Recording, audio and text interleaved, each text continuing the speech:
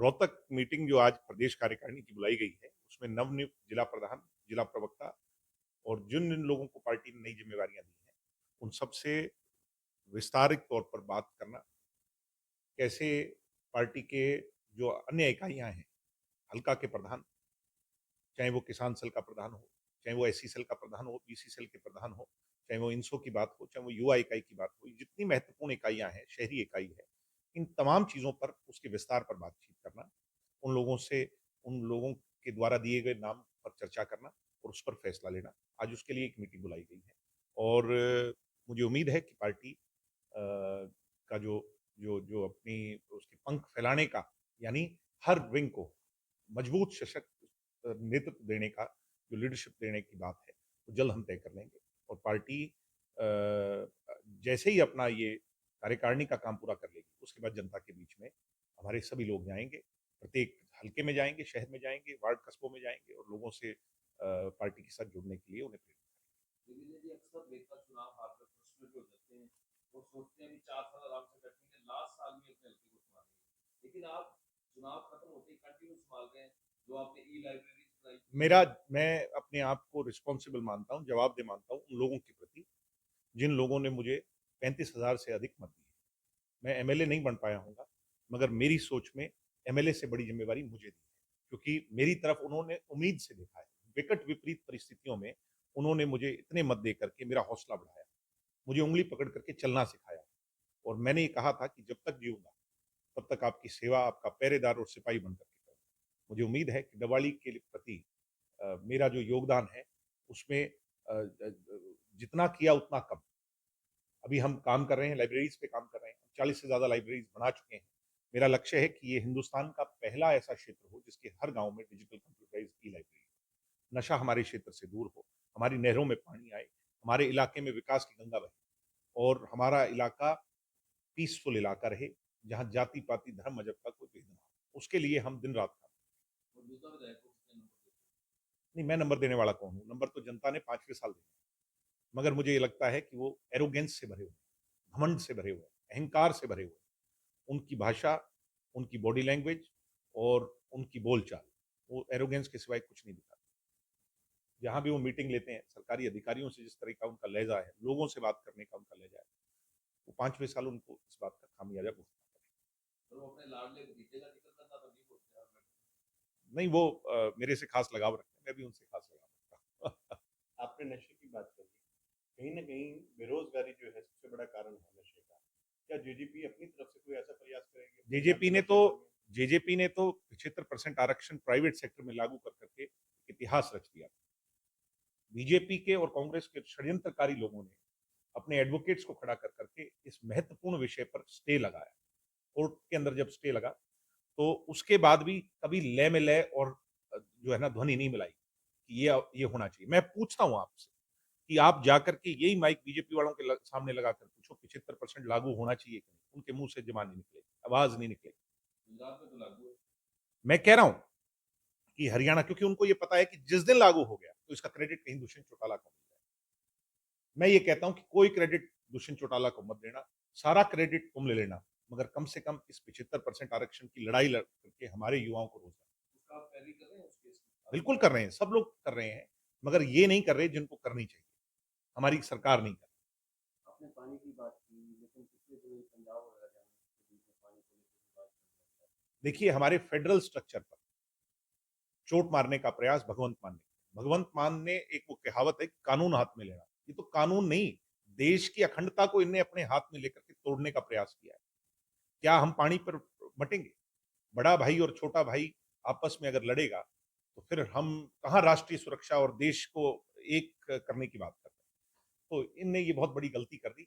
जहां हरियाणा में तो इनका सफाया हो ही गया, वहां ये पंजाब के अंदर भी आने वाले भविष्य में पंजाब के लोग बहुत समझदार लोग, बहुत सूझबूझ रखने वाले लोग हैं, इनको साफ कर। दिल्ली की हार का नतीजा ये। हाँ, दिल्ली की हार की फ्रस्ट्रेशन है। अब ये दिल्ली की हार के बाद पंजाब में घबराए हुए, फ्रस्ट्रेट हुए इस तरह के प्रयास कर रहे है। भारत पाकिस्तान के बीच तनाव हुआ, सीज फायर भी हुआ, जिस हैं। तरह से भारत की सेना, भारत की वायुसेना, थल सेना, हमारी सभी आर्मड फोर्सेस ने जो करके दिखाया, उनकी जाबाजी, उनकी वीरता, उनकी शहादत, उनका बलिदान, ये देश कभी नहीं भूल सकता। मैं बार बार कहता हूं कि हम उनके चरणों की धूल समान हैं। अगर वो नहीं तो ये देश नहीं, वो नहीं तो इस देश का बॉर्डर नहीं। और इस पर मैं ये कहता हूं कि आज समूचे देश को खड़ा होकर के उनकी वीरता को सलाम करना चाहिए, शहीदों को नमन करना चाहिए। और जो उन्होंने बदला लिया है, ये दिखा दिया कि पाकिस्तान जैसे मुल्क को, जो अपने आप को न्यूक्लियर पावर मानता था, उसकी न्यूक्लियर की आत्मा पर चोट पहुंचा दी। आज वो घबराए हुए घूम रहे हैं। तो मैं जो है ना, आने वाले समय में ये कहते हैं कि हम रहें ना रहें, मगर जब तक ये हिंदुस्तान, यानी ये दुनिया रहेगी, सृष्टि रहेगी, हिंदुस्तान तो अखंड रहेगा ही रहेगा। मगर हमारे इन वीर सेनानियों की वीर गाथाएं जो है ना, वो लोग याद करेंगे, आने वाली पीढ़ियां याद करेंगी कि एक समा 2025 में तब भी आया था जब पाकिस्तान ने हमें ललकारा था, और उनकी हैसियत का इल्म उन्हें कराने का काम हमारे लोग। मध्य प्रदेश में बीजेपी के मंत्री हैं विजय शाह, वो कर्नल सोफिया कुरैशी के बारे में कुछ नहीं करते हैं। आप है और फिर वो आप एक सामान्य व्यक्ति को मंत्री बना सकते हैं, मुख्यमंत्री बना सकते हैं, केंद्रीय मंत्री बना सकते हैं, मगर क्या उसके डीएनए को बदल सकते हैं? ये एक बड़ा सवाल है मेरा देश की जनता से, कि हम ऐसे लोगों को जो चुन लेते हैं, जिनके डीएनए के अंदर, यानी भाई को भाई से लड़ाना, जाति पाति पर लड़ाना, धर्म मजहब पर लड़ाने की वो सोच हो, तो फिर what more do we expect? कभी ना कभी तो जवान पर मन की बात आई जाती है, फिसल करके आ गई। अब देश को पता चल गया, देश शर्मसार है। उस बेटी ने, जिसने पाकिस्तान के खिलाफ जब ये देश जंग लड़ रहा था, तो सबसे पहली पंक्ति में खड़ा होकर के देश की बात को रखा। उस हमारी बहन, उस इस देश की बेटी के लिए इस तरह के शब्द कहना, इससे ज्यादा शर्मनाक बात दिग्विजय जी, आयाराम गयाराम की राजनीति हरियाणा में बहुत ज्यादा देखने को मिलती है। जी है। इलेक्शन के दौर में खास तौर से ये चीज देखी जाती है। जी जी। बहुत से लोग जेजेपी से टूट के गए थे, तो अब क्या स्थिति है? क्योंकि अभी जो है कांग्रेस चुनाव के बहुत भ्रमक प्रचार और हमारे विरोधियों की भ्रमक प्रचार ने माहौल ऐसा पैदा कर दिया, और एक हरियाणा में इस तरह की हवा चला दी कि बीजेपी को कोई हरा सकता है तो वो जेजेपी नहीं, कांग्रेस हरा सकती है। उस समय इस तरह की एक चर्चा चला दी।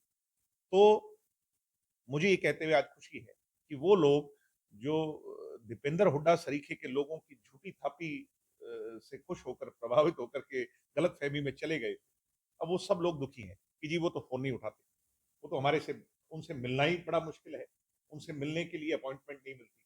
जबकि चौधरी देवीलाल जी के घर के द्वार तो जनता के लिए आधी रात को भी खुले हुए हैं। तो वो सब लोग कह रहे हैं कि जी कहाँ जा करके उन्हें ढूंढेंगे, हमारा घर है। धीरे धीरे कर करके उस सब लोग, कल बम्पर ज्वाइनिंग हुई, आज सुबह साथी जुड़ करके गए, हर रोज साथी बड़ी संख्या में जुड़ रहे हैं। तो थापी मार का जमाना चला गया। तो वो कहते हैं कि रियल रियल, तो ये अब उनको एहसास हो गया, सब साथी वापस आ जाएंगे। हमारा वही हरा भरा परिवार जेजेपी का संगठित होकर के दुष्यंत चौटाला की अगुवाई में प्रदेश की जनता की लड़ाई लड़ेगा।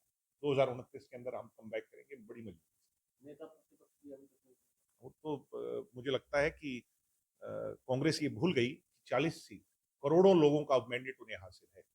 कांग्रेस तो ये सोच करके बैठी है कि घर की वही और काका लिखनिया, जब मर्जी लिख लेंगे। तो कांग्रेस का जो है ना, उसे अपना माइंडसेट बदलना होगा, और कास्टिज्म और रीजनल क्षेत्रवाद की राजनीति करने वालों से मुझे लगता है पीछा छुड़वाना। जहाँ दिग्विजय सिर्फ 35,000 वोटों से ये मान लिया कि विधानसभा ने मेरे को जो है विश्वास रखा है, उनके लिए काम कर लेंगे, और वो इतने 40 विधायक के बावजूद भी कांग्रेस जो है सोच नहीं पा रही। कई जगह तो कांग्रेस के विधायक गुमशुदा हो चुके हैं। कांग्रेस के विधायक को ये नहीं पता और दुविधा में है कि हम किसके गुट में जाएंगे, राहुल गांधी किसके सिर पे हाथ रखें। तो ऐसा अन्यथा लोगों के मैंडेट को इस तरीके से उछालना बहुत